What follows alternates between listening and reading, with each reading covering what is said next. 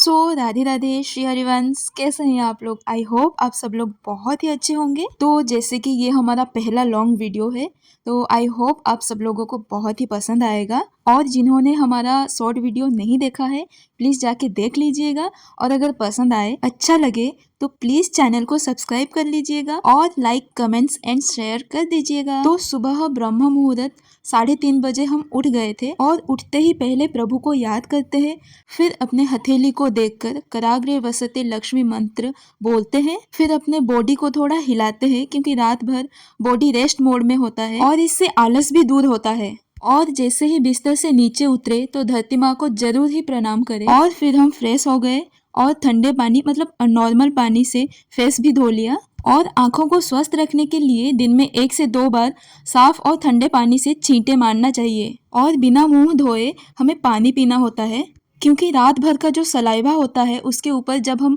गुनगुना पानी पीते हैं तो वो अमृत बन जाता है, पेट अच्छे से साफ होता है और कोई बीमारी नहीं होती है।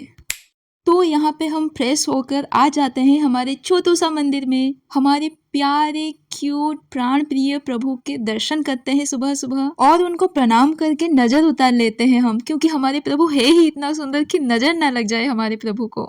तो फिर हम घर के सारे लाइट्स ऑन कर देते हैं और फिर जो घर का मुख्य द्वार है उसको भी खोल लेते हैं, क्योंकि हिंदू धर्म में मान्यता है कि सुबह का समय विशेषकर ब्रह्म मुहूर्त ईश्वर के भ्रमण का सबसे उत्तम समय होता है। तो भगवान धरती पे उस समय भ्रमण करते हैं, तो जब सब सोए होंगे उस टाइम अगर आपका घर का लाइट्स ऑन होगा, आपके मुख्य द्वार खुला होगा, तो भगवान कैसे ना आए आपके घर में। और फिर हम आ गए बालकनी में और चंद्रमा के दर्शन किए, चंद्रमा को प्रणाम किए, यूनिवर्स को थैंक यू बोला और सुबह के सुनसान वातावरण का लुत्फ उठाया।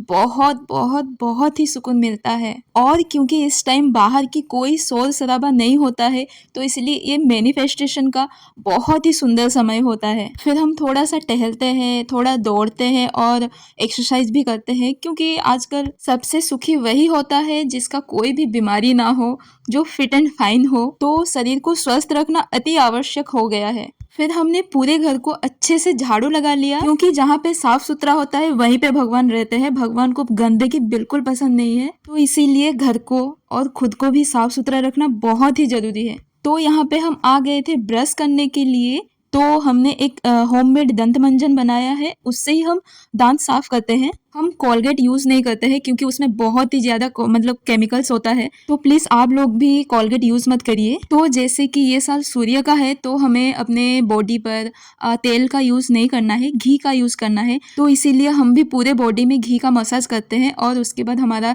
स्नान भी इधर कंप्लीट हो गया था। और यहाँ पे हम आके तिलक लगा रहे हैं, क्योंकि तिलक बहुत बहुत बहुत ही मतलब जरूरी होता है, क्योंकि हम वैष्णव है तो वैष्णवों को तिलक तो लगाना ही पड़ता है, क्योंकि ये हमारा पहचान है। तो प्लीज रोज तिलक लगाइए। और इधर हम इत्र लगा रहे हैं, क्योंकि भगवान को मतलब हम अगर परफ्यूम लगाएंगे तो भगवान को पसंद नहीं है, भगवान हमारे साथ नहीं रहेंगे, तो इसीलिए इत्र लगाइए। एक्चुअली ये बात हमें भी पता नहीं था, हम भी परफ्यूम ही यूज करते थे। हम इंद्रेश उपाध्याय महाराज जी को सुनते हैं, तो उनसे ही ये बात सीखी, तो उस दिन से हम भी और परफ्यूम यूज नहीं करते हैं, इत्र ही लगाते हैं। अच्छा एक बात, कौन कौन इंद्रेश उपाध्याय महाराज जी को सुनते हैं प्लीज कमेंट्स में जरूर बताइएगा, मुझे बहुत खुशी होगी जानकर। ओके, तो यहाँ पर हम आ गए थे द्वारबंध पूजा करने के लिए। तो पहले थोड़ा पानी छिड़का और उसके बाद अच्छे से पोछा लगा लिया द्वारबंध को। फिर हल्दी में गुलाब जल, गंगा जल मिलाकर अच्छे से लेप लगाना है और हम थोड़ा सा डिजाइन भी कर देते हैं, क्योंकि देखने में बहुत ही अच्छा लगता है।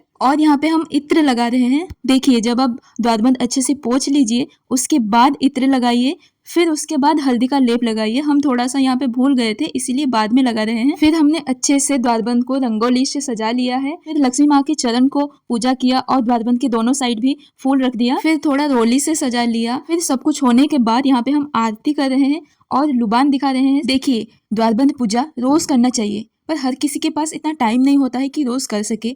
तो अगर आप रोज नहीं कर सकते तो एटलीस्ट गुरुवार ब्रह्म मुहूर्त में कर लीजिए, नहीं तो शुक्रवार की शाम को संध्या वेला में करना ही करना है, डेफिनेटली करें। इससे घर में सारी नेगेटिविटी दूर होती है, घर में पॉजिटिविटी बनी रहती है और भगवान का स्थिर रूप में वास होता है। क्योंकि माँ लक्ष्मी चंचल है, तो जहाँ पे श्रीहरि विष्णु रहेंगे वहीं पे माँ लक्ष्मी अपने आप ही आ जाएंगे। इसीलिए भक्ति के साथ छोटा छोटा उपाय भी करना चाहिए, क्योंकि भगवान को थोड़ी हम छोड़ सकते हैं, वो तो हम सबके सब कुछ है। तो द्वारबंध पूजा करने के बाद हम आ गए थे अपने छोटे से प्यारे से सुंदर से मंदिर में, और मंदिर के सामने थोड़ा सा जल डालकर हमने पोछा लगा लिया, मंदिर को भी अच्छे से साफ सुथरा कर लिया।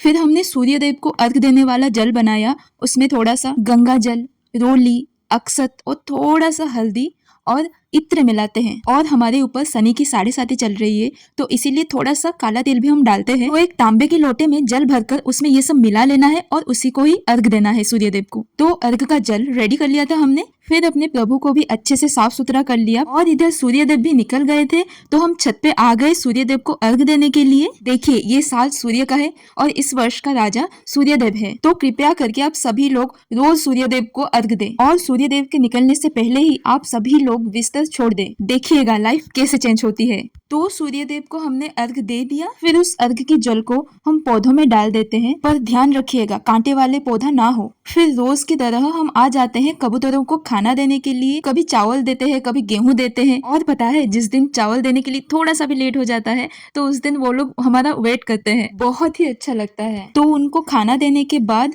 पंछियों के लिए हम पानी भी रख देते हैं, पर हमने जब भी देखा है तो कौवे ही पानी पीते हैं, कबूतर पीते हैं कि नहीं ये तो मुझे नहीं पता, हमने कभी नहीं देखा। पर जो भी हो गर्मी आ रही है, तो हम ट्राई करेंगे किसी ना किसी तरह हम सबका, मतलब सबका तो नहीं पर जितना हो सके सबका प्यास मिटाने का कोशिश करेंगे। तो छत से हम घर पर आ गए, अभी हम पूजा करेंगे। तो हमने प्रभु को अच्छे से इत्र लगाया, और हम इत्र चारों ओर से लगा लेते हैं, मतलब जैसे कि हर टाइम सुगंधी बनी रहे। और हमने प्रभु को चंदन लगाया, रोली लगाया, और माओ को रोली सिंदूर लगाया। फिर प्रभु के चरणों में, मस्तक पर तुलसी जी अर्पण किए, और प्रभु को, गणेश जी को दूर्वा अर्पण किए। फिर प्रभु को अच्छे से फूल से श्रृंगार करा और तुलसी मैया का पूजा किया, और फिर हमने प्रभु की आरती करा, और फिर लास्ट में प्रसाद लगाया। तो ये था आज का व्लॉग। राधे राधे, जय जगन्नाथ।